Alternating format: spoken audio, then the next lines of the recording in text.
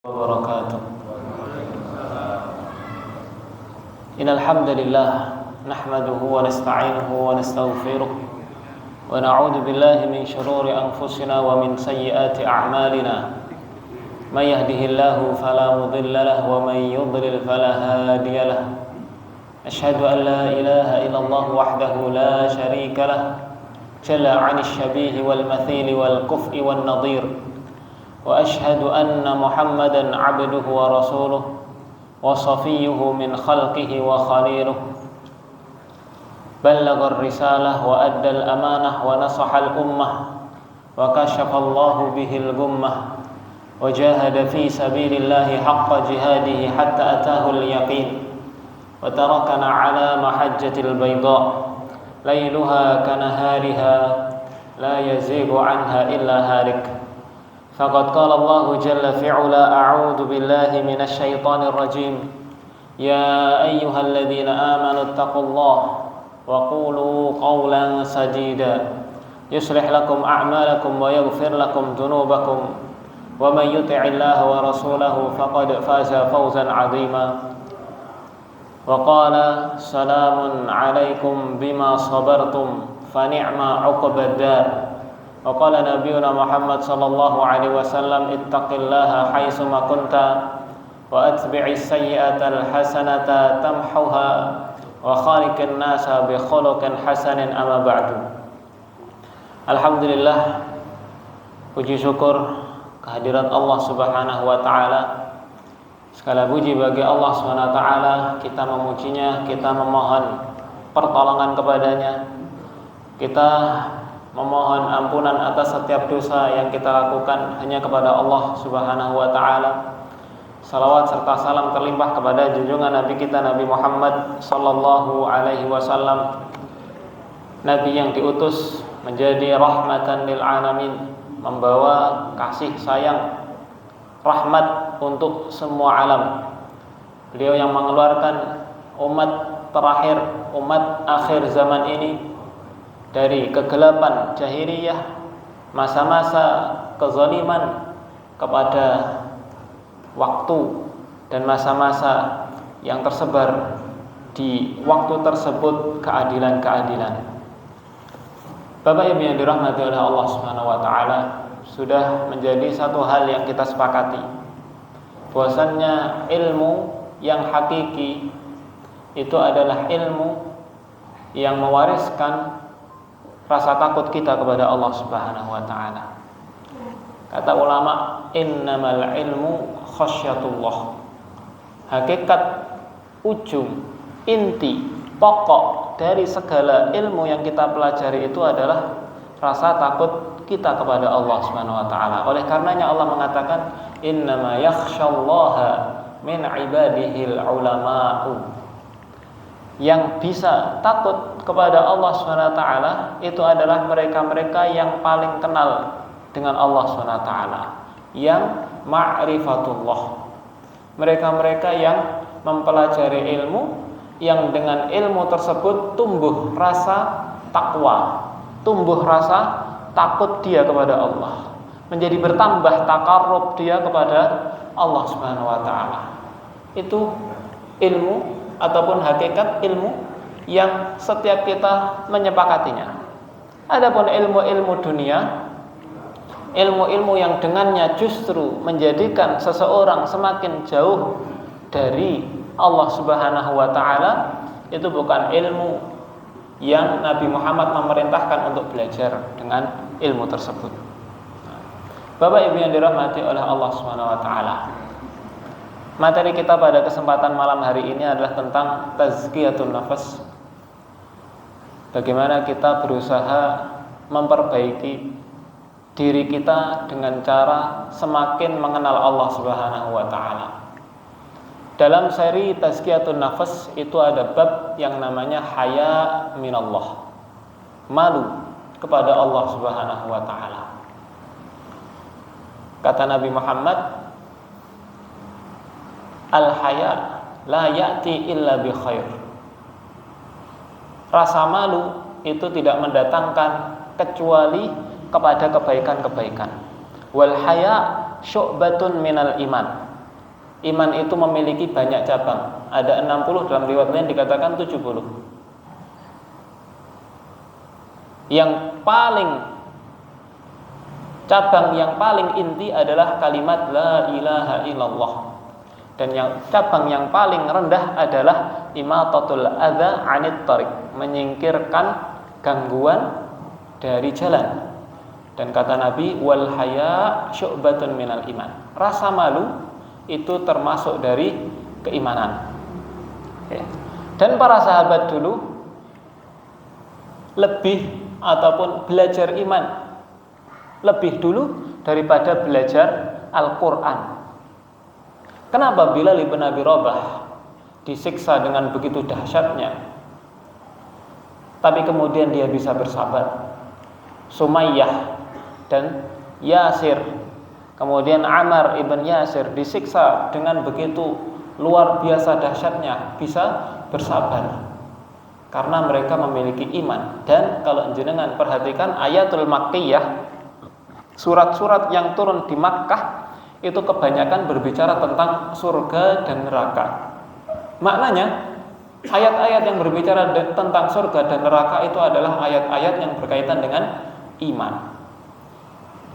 Allah mentarbiyah para sahabat untuk rindu terhadap negeri yang kedua, yaitu negeri akhirat. Sehingga ketika mereka diazab dengan begitu dahsyatnya pun mereka bisa bersabar. Kata Ummul Mukminin Aisyah radhiyallahu anha, awwalu ma anzalallahu law ma anzalallahu syara'i lakana aktsarun nasi ma yuti'. Kenapa yang diturunkan pertama kali itu ayat-ayat tentang keimanan, bukan tentang syariat-syariat? Kenapa para sahabat dulu itu suka beribadah, nyaman beribadah, dan tidak memiliki kecenderungan terhadap dunia? Karena sekali lagi keimanan. Kata Ummul Mukminin, seandainya yang pertama kali Allah turunkan kepada umat itu tentang kewajiban-kewajiban, salli, puasa, sholatlah, bayar zakat, hajilah, umrahlah, maka kebanyakan manusia tidak akan mau taat. Walaupun yang memerintah Allah, walaupun yang memerintah Rasulullah. Tapi Allah memiliki tarbiyah, tadarruj, tingkatan-tingkatan, sehingga pendidikan ataupun madrasahnya Allah dan Rasulullah itu sukses menjadi pemimpin dan memimpin umat selama beberapa dekade, selama beberapa abad. Bapak Ibu yang dirahmati oleh Allah Subhanahu wa taala, haya ataupun rasa malu kita kepada Allah Subhanahu wa taala, mari kita tanyakan kepada diri kita masing-masing. Seberapa malu kita terhadap Allah Subhanahu wa taala? Jangan sampai salah memahami konsep malu. Ya. Aku ngolek nang masjid gak paham ngaji, enggak usah ngaji aja. Gitu. Itu malu yang salah. Malu kepada Allah itu jadi gini. Setiap kita, Bapak Ibu yang dirahmati Allah, itu pasti memiliki amalan yang kita sembunyikan. Gitu. Setiap kita pasti punya amalan perbuatan yang kita sembunyikan. Enggak boleh ada yang tahu kecuali antara kita sendiri ataupun dengan Allah SWT. Ataupun seringkali kita tidak sadar, kita menyembunyikan amalan dengan tujuan agar tidak ada orang yang tahu hanya diri kita sendiri, saking rahasianya amalan dan perbuatan tersebut. Nah, setiap kita pasti memiliki amal yang kita rahasiakan, yang kita sembunyikan, entah amal baik ataupun amal yang buruk. Tapi sayangnya banyak di antara kita, banyak di antara manusia di luar sana yang disembunyikan kira-kira amal baik atau amal buruk. Amal buruk. Amal baik, apalagi di zaman fitnah seperti ini. Setiap kita punya HP, setiap HP sudah berubah fungsi. HP kalau zaman dulu itu untuk komunikasi, nelpon saudara kita yang di jauh kemudian bisa berhubungan. Sekarang enggak. Sekarang HP tujuan utamanya untuk apa? Untuk pamer perbuatan ataupun untuk pamer apapun itu. Ya. Kita sekarang di zaman fitnah, apalagi ini fitnah untuk kaum muslimin luar biasa. Kita tidak malu kepada Allah dengan nabrak ataupun sembunyi ketika melakukan perbuatan buruk, dan ketika melakukan perbuatan baik pun tidak kita sembunyikan, tapi justru kita umbar di medsos sehingga setiap orang tahu dengan apa yang kita lakukan.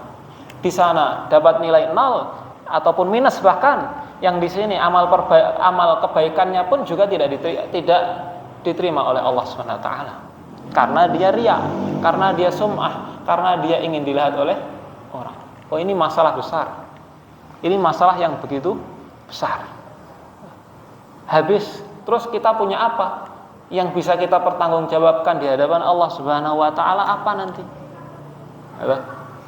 Baik. Lebih malu terhadap manusia daripada lebih malu terhadap Allah, itu menunjukkan bahwasannya pelaku mereka tidak mengagungkan Allah Subhanahu wa taala. Imam Ahmad pernah bersenandung dalam sebuah syairnya.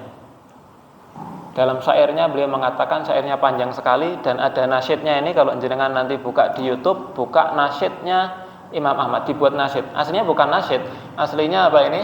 Syair, kemudian orang-orang yang datang setelahnya memberikan nada, ada nadanya. Kata Imam Ahmad, "Idza ma qala li rabbi amastahyaita ta'sini wa tukhfi dzanba an khalqi wa bil isyani ta'tini." Ada lagunya, jadi lagu kalau di YouTube. "Idza ma qala li rabbi amastahyaita ta'sini wa tukhfid dzanba an khalqi wa bil isyani ta'tini." Atau kalau di WA nanti jangan bikin story, ada enggak itu, coba dicari, kan ada biasanya sini. Bagus. Kalau nanti jangan terjemahkan ke Google Translate, bagus sekali, indah sekali. Kata beliau, "Idza ma qala li rabbi," jika suatu saat Rabbku berkata kepadaku, "Amastahyaita ta'sini," wahai Ahmad bin Hanbal, apakah kamu tidak malu ketika bermaksiat kepadaku? Kamu dulu ketika bermaksiat, tukhfid dzanba an khalqi, kamu bermaksiat dengan merahasiakan dosa itu dari makhluk-makhlukku, dari manusia-manusia. Masuk kamar sembunyi, ataupun pergi ke tempat yang di sana tersebar maksiat, ke Bali, ke Lombok, ke Sumba, ke NTB dan seterusnya, ke pantai-pantai, kemudian melihat hal-hal yang diharamkan oleh Allah Subhanahu wa taala. Asra jamaah bagus salaman. Ayo aku nang kene dhewe gak ono sing delok, engko misale balik nang masjid ya panggah orang enggak ada yang tahu. Ya. Wa tukhfid dzanba an khalqi wa bil isyani ta'tini, dan kamu wahai Ahmad bin Hanbal datang kepadaku dengan maksiat-maksiat. Ini Imam Ahmad bin Hanbal, imam dalam madhab, imam fikih, murid sekaligus gurunya Imam Syafi'i rahimahullah. Imam Ahmad bin Hanbal mempertahankan keyakinan tentang Al-Quran kalamullah, sehingga di akhir masa-masa tuanya beliau dalam sehari hanya bisa sholat 150 rakaat. Gara-gara apa? Gara-gara lemahnya beliau setelah dicambuk oleh khalifah yang memimpin pada waktu itu karena mengatakan Al-Quran kalamullah, memegang satu fatwa yang fatwa itu adalah hak. Waktu itu tersebar fitnah Al-Quran makhluk, Al-Quran itu adalah makhluk, bukan kalamullah. Tapi Imam Ahmad dengan fatwanya, teguh dengan pendiriannya, mengatakan bahwasanya Al-Quran kalamullah, sehingga beliau dijilid, lemah. Kemudian setelah lemah, dalam satu hari beliau hanya bisa sholat 150 rakaat. Sebelum dicambuk beliau biasa sholat 300 rakaat. Imam Ahmad kemudian mengatakan syair, mengatakan mandumah seperti ini. Bagaimana suatu ketika nanti, ketika Rabbku berkata kepadaku, apakah kamu tidak malu wahai Ahmad bin Hanbal ketika bermaksiat kepadaku? Kamu sembunyikan maksiat itu dari makhluk-makhlukku. tapi kamu datang kepadaku secara terang-terangan dengan maksiat tersebut. Ini sekali lagi menunjukkan bahwasannya kita tidak menempatkan Allah pada posisinya Allah Subhanahu wa taala, yaitu Sang Khalik, yaitu Allah Subhanahu wa taala adalah Sang Pencipta yang mengatur kita, Rabb. Bapak Ibu yang dirahmati oleh Allah Subhanahu wa taala, tidak bisa kita pungkiri, setiap kita pasti memiliki syahwat dan hawa nafsu. Setiap kita pasti memiliki syahwat. Hanya saja nanti di akhirat akan ada dua model orang yang masuk ke negeri akhirat, antara satu disambut dengan ucapan yang indah, yang satu disambut dengan ucapan tasni'ah, ucapan celaan-celaan. Siapa yang disambut oleh Allah dengan ucapan salam, kata Allah Subhanahu wa taala, salamun alaikum bima sabartum fa ni'ma uqbadar. Keselamatan atas kalian, bima sabartum, atas apa yang kalian sabari ketika di dunia. Sabar untuk tidak bermaksiat, sabar untuk tidak minum khamar, sabar untuk tidak melakukan amalan-amalan yang keji, sabar untuk tidak main judi, main pinjol, main riba, sabar untuk tidak melihat hal-hal yang Allah haramkan, tidak mendengar hal-hal yang Allah haramkan untuk didengar. Sabar di sini dalam artian sabar menahan nafsu syahwat. Salamun alaikum bima sabartum. Keselamatan atas kalian karena telah bersabar. Fa ni'ma uqbadar, dan bagi kalian tempat akhir yang baik. Fa ni'ma, sebaik-baik tempat untuk kembali, yaitu surga. Ini model orang yang pertama. Kebanyakan orang yang masuk surga adalah mereka yang mampu menahan nafsu syahwatnya ketika di dunia. Dan kaidahnya, man istajala bi syai'in uqiba bi hirmanihi. Barang siapa yang terburu-buru untuk melakukan sesuatu padahal sesuatu tersebut Allah haramkan, maka dia dihukum dengan diharamkan sesuatu tersebut nanti di akhirat. Di akhirat itu Bapak Ibu yang dirahmati Allah, akan ada khamar yang setiap kita boleh untuk meminumnya. Barang siapa yang terburu-buru melihat sesuatu yang diharamkan di dunia, maka di akhirat dia diharamkan untuk melihat sesuatu yang paling nikmat untuk dilihat. Apa Pak sesuatu yang paling nikmat untuk dilihat? Kenikmatan terbesar di surga itu melihat, bukan menikmati. Apa gitu, bukan makan, bukan tempat, bukan menikmati, ini enggak. Kenikmatan terbesar di surga itu adalah ru'yatullah, melihat Allah Subhanahu wa taala. Siapa yang bisa? Mereka yang mampu menahan nafsu syahwatnya untuk tidak melihat hal-hal yang Allah haramkan di dunia. Model orang yang kedua, kelompok yang kedua nanti di akhirat itu adalah mereka yang datang ke akhirat dan Allah mengatakan, wa yauma yu'radul ladzina kafaru 'alan nar. Pada hari di mana orang-orang kafir nanti akan dikumpulkan ke dalam neraka. Dan malaikat ataupun Allah Subhanahu wa taala juga mengatakan, adhabtum thayyibatikum fi hayatikumud dunya. Kamu telah menghabiskan kebaikan-kebaikan di kehidupanmu dunia. Kamu pengen pergi ke tempat maksiat, kamu lakukan. Kamu pengen beli khamar, kamu lakukan. Kamu pengen berzina dengan fulanah, kamu lakukan. Kamu pengen main judi, kamu pengen main ini itu, kamu lakukan. Adhabtum thayyibatikum fi hayatikumud dunya. Kesenangan-kesenangan, kenikmatan-kenikmatan yang ada di dunia sudah kamu ambil semuanya.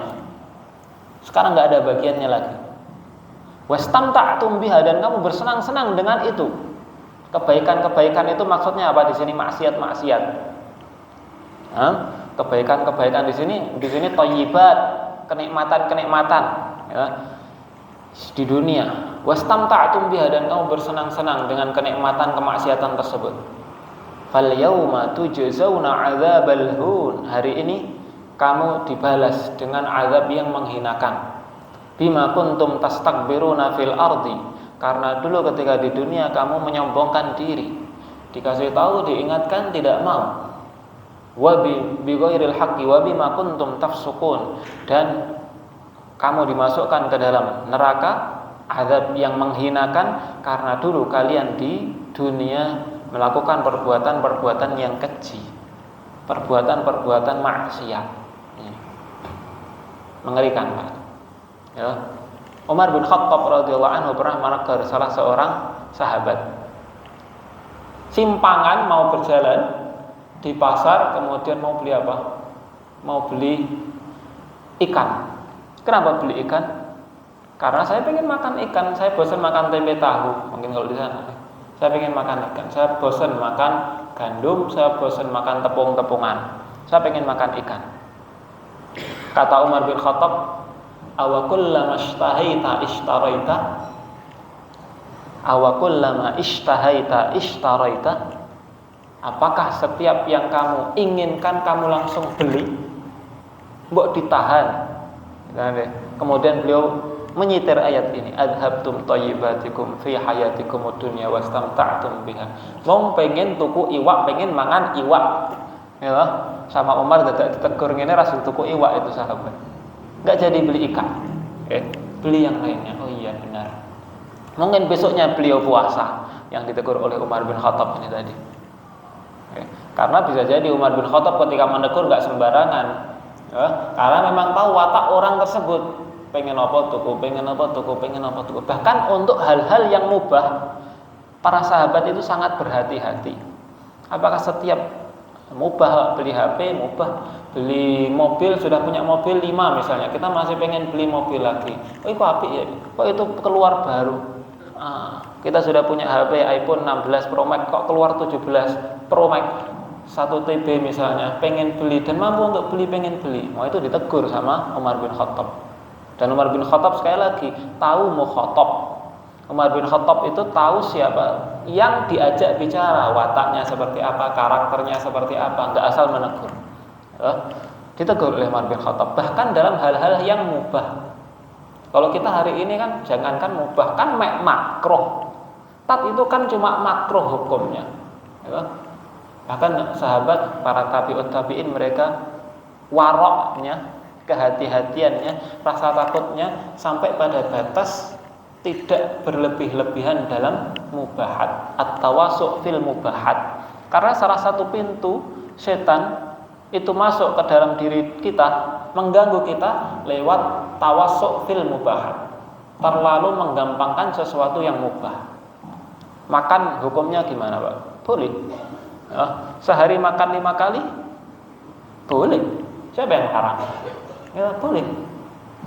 Tapi kalau kita makan sehari 5 kali dan itu berlebihan, walaupun kita bisa menikmati itu, itu para sahabat jangankan 5 kali, sahabat itu bukan sahabat, setelah sahabat tabi'in itu mengatakan, barang siapa yang dalam satu hari makan 3 kali, buatkan untuk dia tempat makan sebagaimana hewan makan. Loh, saya dengar perkataan ini, waduh. Waktu itu masih di pondok, sehari kita makan 3 kali. Di pondok itu paling tertib, disiplin. Saya kalau di rumah nggak pernah makan sehari 3 kali, tapi masuk pondok berubah, sehari makan 3 kali. Dan ada kalimat seperti ini, barang siapa yang dalam sehari makan 3 kali, pagi, siang, malam, isna' lahu ma'lafan, buatkan untuk dia tempat makan sebagaimana hewan makan dari tempat pakannya. Kaduan Pak kalau kita membandingkan. Sekali lagi ini tazkiyah. Ya, sing ra trimo ya wis. Terima Pak nggih. Insyaallah. Kita kosongkan gelas-gelas kita. Ya, kita kosongkan gelas-gelas kita. Ya namanya tazkiyah itu seperti pisau yang diasah.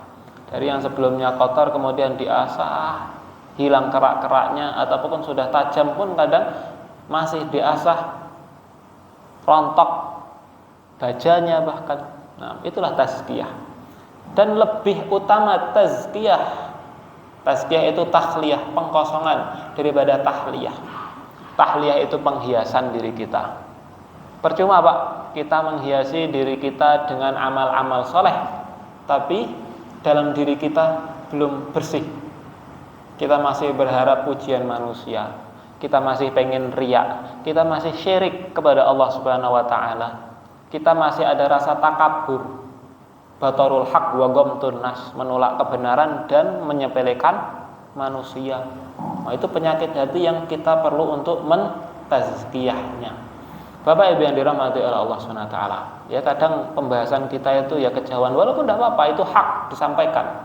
Kita bahas tentang pemerintahan hari ini, tidak bisa kita harapkan polisi kita membunuh, TNI kita masuk politik, presiden kita memaafkan koruptor, wapres kita anak-anak misalnya kan, ya.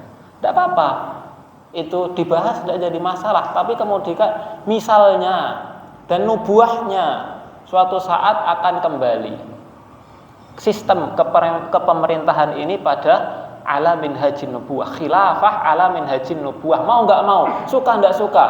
Oh, Ustaz HTI berarti tidak. HTI wis bubar, saya bukan HTI. Gitu. Tapi memang ada hadisnya dan hadisnya sahih. Khilafah ala minhajin nubuah. Pertanyaannya, ketika khilafah itu ada, kita memang sudah siap dengan sistem khilafah. Ustaz ini ngeden-ngedeni nanti yuk gimana lagi kalau nggak siap, ya harus siap gitu, misalnya gitu. Nah, ada nggak yang jadi qadhi nanti? Kalau ada apa ini namanya penculikan, ada koruptor, ada siap tidak menjalankan hukuman itu? Kalau ada orang berselisih masalah tanah, siap nggak menyelesaikan? Bagaimana? Misalnya siap pun, bagaimana cara menyelesaikan sesuai syariat Islam? Nah, banyak PR-nya. Maka perlu kita selain sahabat dulu. Gini Bapak Ibu yang dirahmati Allah, jangan terburu-buru. Sahabat dulu ketika di Makkah, sahabat-sahabat yang senior, sahabat-sahabat yang memiliki kekuatan harta ataupun kekuatan fisik seperti Hamzah, Umar bin Khattab, Abu Bakar, Utsman bin Affan, Ali bin Abi Thalib. Di Makkah melihat dengan mata kepalanya bagaimana Ammar bin Yasir disiksa, Yasir disiksa, Sumayyah disiksa, Bilal bin Abi Rabah disiksa. Mereka ingin mengangkat pedang. Ya Rasulullah, kapan kita diizinkan untuk melawan mereka? Sampai kapan kita bertahan seperti ini? Kata Allah SWT, kuffu aydiyakum wa aqimus shalah. Apa maknanya? Tahan tanganmu, jangan angkat pedang, dan tegakkanlah sholat. Untuk apa? Negakkan sholat, sedangkan saudara-saudara kita di sana dibunuhi. Ya? Tegakkan sholat. Dalam kondisi saudara-saudara kita di Palestina, di Sudan, di Yaman, yang hari ini terjadi persengketaan, dan di tempat-tempat di Iran mungkin sebagian kaum muslimin Sunni hari ini chaos. Kapan hari kemarin berapa yang dibunuh?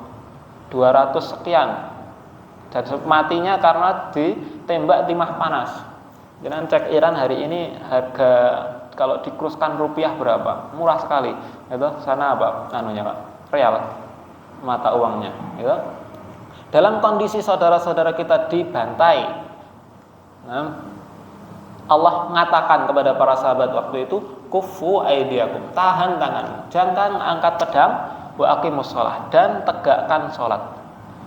Untuk apa tegakkan sholat? Sedangkan saudara-saudara kita dibantai, dibunuhi. Takarrublah kepada Allah SWT. Kuatkan imanmu dulu. Kuatkan iman dulu. Tazkiyah dulu. Bersihkan dulu kotoran-kotoran yang ada di hatimu. Kenali dulu Allah SWT. Kuatkan dulu keimanannya. Baru ketika kuat iman, baru ketika sudah diuji, makanya ada ujian hijrah. Meninggalkan Makkah, harta ditinggalkan, rumah ditinggalkan, kendaraan ditinggalkan, hijrah ke Madinah dengan tidak membawa apa-apa, dan itu hukumnya wajib untuk para sahabat. Ketika itu sudah lulus, ujian-ujian yang berat itu lulus, maka kemudian Allah wajibkan perang. Allah wajibkan perang di mana? Di Madinah. Ya. Bapak Ibu yang dirahmati Allah Subhanahu wa taala. Allah ketika mengharamkan kemaksiatan-kemaksiatan yang naudzubillah min dzalik dari kita, kalau kita mau jujur nggak perlu dibuka, Pak. Habis ini nggak perlu dibuka-buka yang pernah melakukan kemaksiatan, malu, ya. Allah ketika mengharamkan satu perbuatan yang kita terabas ataupun tabrak larangan tersebut, itu sebenarnya Allah tidak butuh terhadap diri kita yang menjauhi larangan tersebut. Allah nggak butuh. Allah sudah maha kaya. Allah sudah Ghaniyun Hamid. Kata Nabi Musa, wa qala Musa, Nabi Musa pernah berkata kepada umatnya Bani Israel, in takfuru antum wa man fil ardi jami'a, wahai Bani Israel, kalau kalian enggak mau beriman kemudian lebih memilih untuk kufur kepada Allah, atau enggak cuma kalian saja, wa man fil ardi jami'a, dan semua orang yang ada di muka bumi ini mereka semuanya kufur 24 karat. Wa qala Musa in takfuru antum wa man fil ardi jami'a fa innallaha laghaniyyun hamid. Allah maha kaya dan Allah maha terpuji. Allah tetap maha kaya dan Allah tetap maha terpuji. Dalam sebuah hadis Rasulullah pernah bersabda, inna lillahi ta'ala malaikatan tar'udu fara'isuhum min khifatih. Allah itu memiliki satu makhluk malaikat yang mereka saking takutnya bergetar. Ma minhum malakun, tidak ada malaikat yang saking banyaknya malaikat, jumlah malaikat itu kalau dibandingkan dengan jumlahnya manusia itu banyakan malaikat. Ini buktinya hadis ini. Ma minhum malakun taqturu minhu dam'ah min ainihi illa waqa'at ala malakin yusalli. Di Arsy ataupun di Baitul Ma'mur, di setiap langit itu ada malaikat yang saking takutnya kepada Allah mereka menangis, dan tangisannya itu, tetesan air matanya ketika menetes itu tidak pernah menetes ke lantainya langit, tapi menetes kepada malaikat yang sedang sholat di bawahnya. Wa inna minhum malaikatan sujudan mundu khalaqallahu samawati wal ard lam yarfa'u ru'usahum wala yarfa'unaha ila yaumil qiyamah. Dan sesungguhnya Allah itu memiliki malaikat-malaikat yang diciptakan sejak langit dan bumi diciptakan, dia dalam kondisi sujud dan tidak pernah mengangkat kepalanya. Wala yarfa'unaha, dan tidak pernah mengangkat kepalanya ila yaumil qiyamah, sampai hari kiamat. Sejak dia diciptakan, dan penciptaannya itu mulainya mundu khalaqas samawati wal ard, sejak langit dan bumi diciptakan, malaikat diciptakan dalam kondisi sujud kepada Allah Subhanahu wa taala dan tidak pernah mengangkat kepalanya sampai hari kiamat. Maknanya dia dalam kondisi sedang beribadah. Wa inna minhum malaikatan ruku'an, ada malaikat yang Allah ciptakan hanya untuk ruku' saja. Lam yarfa'u ru'usahum mundu khalaqallahu samawati wal ard, dan dia tidak pernah mengangkat kepalanya sejak langit dan bumi diciptakan. Wala yarfa'unaha ila yaumil qiyamah, dan tidak akan mengangkat kepalanya sampai hari kiamat. Dengan rukuk paling lama kalau pas sholat tarawih malam 27 itu berapa menit? 1 menit belakang dengkul ini udah gemeter Pak. Sujud 2 menit blablas tidur. Dikirane wis wafat mungkin Pak, oh ternyata cek urip. Toh malaikat sejak diciptakan langit dan bumi dalam kondisi sujud dan tidak akan pernah mengangkat kepala sampai hari kiamat. Fa idza rafa'u ru'usahum nadharu ila wajhillahi 'azza wa jalla, nanti ketika hari kiamat dia mengangkat kepalanya dan yang pertama kali dilihat adalah wajah Allah Subhanahu wa taala. Apa yang diucapkan malaikat? Kira-kira, ya Allah, saya sudah beribadah, sekarang mana balasan untuk saya? Normalnya kan seperti itu. Saya sudah beribadah ribuan tahun, nggak puluhan tahun lagi, nggak ratusan tahun lagi, ribuan tahun, berabad-abad. Kira-kira jazanya apa ya Allah? Tapi yang dikatakan oleh malaikat ketika mengangkat kepala untuk pertama kali setelah mereka diciptakan, nadaru ila wajhillah wa qalu subhana, maha suci engkau ya Allah, ma abadnaka haqqa ibadati, kami tidak beribadah kepadamu dengan sebenar-benar ibadah. Kami tidak beribadah, kami tidak mengibadahimu sebagaimana yang engkau harapkan ya Allah. Subhanak, maha suci engkau, ma abadnaka haqqa ibadati. Qala Ibnu Katsir mengatakan isnaduhu la ba'sa bihi. Hadis ini isnadnya baik, jayyid. Nah, baik. Bapak Ibu yang dirahmati oleh Allah SWT, Nabi Muhammad pernah mengatakan kepada sahabat-sahabatnya menyitir satu ayat dalam Al-Qur'an. Beliau mengatakan, fa iyastakbirun an ibadatihi wa yusabbihunahu.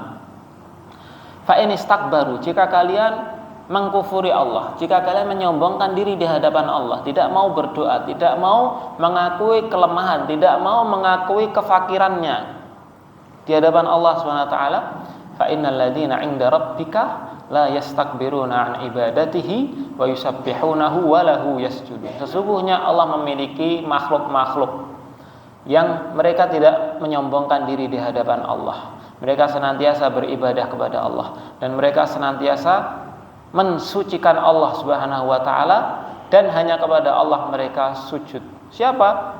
Hadis yang sebelumnya tadi saya sampaikan, malaikat.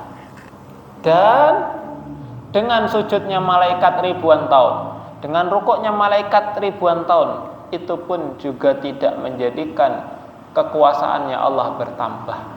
Allah Maha Kaya, tidak butuh terhadap makhluknya, kitalah yang butuh.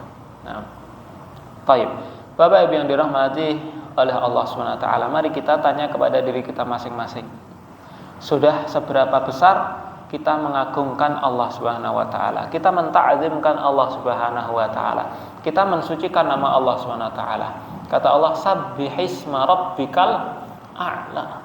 Dan sucikanlah Allah dengan nama yang paling tinggi, Sabbihisma rabbikal a'la. Makanya kita dilarang untuk zikir dengan jahar ataupun zikir dengan dilafadzkan di dalam kamar mandi. Sabbihisma rabbikal a'la. Sucikan nama Allah SWT dengan nama yang paling tinggi. Seberapa besar kita sudah menempatkan Allah pada posisinya Allah SWT. Bahwasanya Allah itu adalah Khalik dan kita makhluk. Bahwasanya Allah itu adalah ilah dan kita adalah hamba sahaya. Kita ini budaknya Allah SWT dan itu adalah pangkat tertinggi bagi manusia, menjadi hamba Allah. Karena kalau nggak menjadi hamba Allah, akan menjadi hamba selain Allah. Makanya hamba Allah itu profesi tertinggi, menjadi budaknya zat yang maha kaya, zat yang maha tinggi. Kita nggak bisa lepas dari perbudakan di dunia. Setiap kita pasti hamba. Yang nggak mau menghamba kepada Allah, pasti dia menghamba kepada nafsunya, dia menghamba kepada setan, dia menghamba kepada manusia, dia menghamba kepada rupiah, dia menghamba kepada abdul dinar, abdul khamilah, hambanya emas, hambanya perak, hambanya pakaian. Uripe mau ngejar fashion ataupun ngejar dunia, duit dan duit, sehingga dia tidak sadar dia sedang menjadi hamba dunia. Maka menjadi hamba Allah itu adalah profesi ataupun predikat gelar yang paling tinggi untuk manusia. Tayyib, sudah seberapa besar kita mengagungkan Allah Subhanahu wa taala? Dalam hadis Rasulullah pernah bersabda, "Inni ara ma la tarawun." Hadis qudsi. Hadis hasan. Inni ara ma la tarawun. Wahai sahabat-sahabatku, aku melihat apa yang tidak bisa kalian lihat. Attatis sama wa huqqalaha anta itta. Langit itu sangat merasa keberatan dengan banyaknya penghuni langit, yaitu para malaikat. Ma fiha mawdi'u arba'i asabi illa wa malakun wadi'un jabhatahu sajidan lillahi ta'ala. Di langit, baik langit pertama, kedua, ketiga sampai yang ketujuh, tidak ada satu tempat yang jaraknya 4 kilan. 4, ini apa bahasa Indonesia? Kilan nih, jengkal, 4 jengkal, kecuali ada malaikat yang meletakkan jabhahnya, meletakkan batuknya sajidan lillahi ta'ala, sujud kepada Allah SWT. Dan langit merasa keberatan dengan malaikat. Keberatan itu maksudnya kabotan gitu, bukan akurat terima gitu, enggak. Maksudnya kabotan, berat saking banyaknya penghuni. Wallahi, demi Allah, lau ta'lamuna ma a'lamu la dhahiktum qalilan wa la bakaitum katsiran. Demi Allah, seandainya kalian wahai para sahabatku mengetahui apa yang aku ketahui dari dahsyatnya surga dan neraka, la dhahiktum qalilan, kalian pasti akan sedikit tertawa. Wala bakaitum katsiran, dan kalian pasti akan banyak menangis. Wa ma taladzattum bin nisa'i 'alal furush, dan kalian tidak akan mungkin bisa berlezat-lezat, bersenang-senang dengan wanita-wanita di atas kasur. Enggak pengen itu. Wala kharajtum ila su'adati taj'aruna ila Allah taala, dan kalian pasti akan keluar ke satu tempat kosong kemudian teriak kepada Allah Subhanahu wa taala agar Allah mengampuni dosa-dosa kita. Ya, seandainya kita bisa melihat apa yang tidak bisa kita lihat.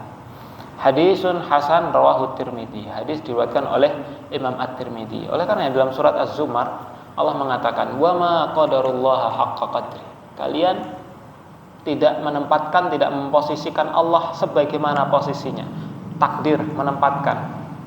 Wa ma qadarullaha haqqa qadri.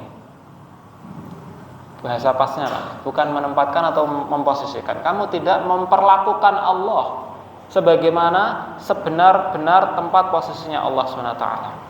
Wal ardu jami'an qabdatuhu yaumal qiyamah, padahal langit padahal bumi semuanya ini, 7 lapis bumi semuanya ini pada hari kiamat qabdah akan Allah Subhanahu wa taala genggam. Kita enggak ada apa-apa. Kalau bumi yang begitu besar seperti ini dan 7 lapis bumi digenggam oleh Allah Subhanahu wa taala, seberapa kecil diri kita. Was samawati matwiyatum biyaminih, dan langit-langit terlipat di tangan kanannya Allah Subhanahu wa taala. Oke, oleh karenanya mari kita hadirkan rasa muraqabatullah. Rasa kita sedang diawasi oleh Allah Subhanahu wa taala, muraqabah. Kalau kita dalam kondisi sendiri, itu sebenarnya kita tidak sendiri. Ada malaikat di sana yang mencatat amal-amal kita. Ada Allah Subhanahu wa taala yang melihat kita. Ada Allah yang senantiasa mendengar apa yang kita ucapkan. Am yahsabuna anna la nasma'u sirrahum wa najwahum. Manusia itu apakah menyangka bahwasanya kami tidak mendengar ucapan-ucapan rahasia mereka, ucapan-ucapan lirih mereka? Bala, tentu kami mendengar. Wa rusuluna ladaihim yaktubun, dan utusan-utusan kami, maksudnya para malaikat-malaikat, di sisi mereka sedang menulis apa yang mereka lakukan. Bapak Ibu yang dirahmati oleh Allah Subhanahu wa taala, ini kajian yang saya sangat berharap dari kajian kita pada malam hari ini bisa menghadirkan rasa khasyatullah kita kepada Allah, rasa takut kita, menumbuhkan takut kita, sehingga ketika kita beribadah itu tidak hanya sekedar menjalankan kewajiban, tapi lahir dan tumbuh dari ibadah-ibadah yang kita lakukan itu kenikmatan, manisnya iman, manisnya ibadah, sehingga kita kemudian bisa menikmati ibadah dan kecanduan dengan ibadah. Sebentar lagi akan datang tamu agung, yaitu Ramadan. 35 hari, nama berapa Pak? Hari Jumat kemarin kurang 40 hari lagi. Kalau sekarang berarti kurang berapa? 35 atau 36? Antara itu 35, 36, 30-an wis penake. Hari lagi kita akan kedatangan tamu yang agung. Mari kami ingatkan, wasiatkan untuk pemanasan, biasakan membaca Al-Quran, biasakan berdiam diri setelah sholat di masjid, jangan langsung pulang, zikir dulu, nikmati dulu, apalagi masjidnya luar biasa. Masuk Masjid Babu Salam, misalnya masuk Mekah Al-Mukarramah, Madinah Al-Munawwarah, memang didesain ini sama takmirnya Bapak yang dirahmati Allah, benjenengan kerasan ya, apalagi dikasih AC, alhamdulillah. Taib, ini yang dapat kami sampaikan, yang benar datangnya dari Allah Subhanahu wa taala dan Rasulnya. Ada salah kata, salah perilakuan itu datangnya dari kebodohan kami pribadi dan dari syaitan. Mari kita tutup majelis kita pada kesempatan malam hari ini dengan membaca hamdalah dan doa kafaratul majelis. Alhamdulillahirabbil alamin.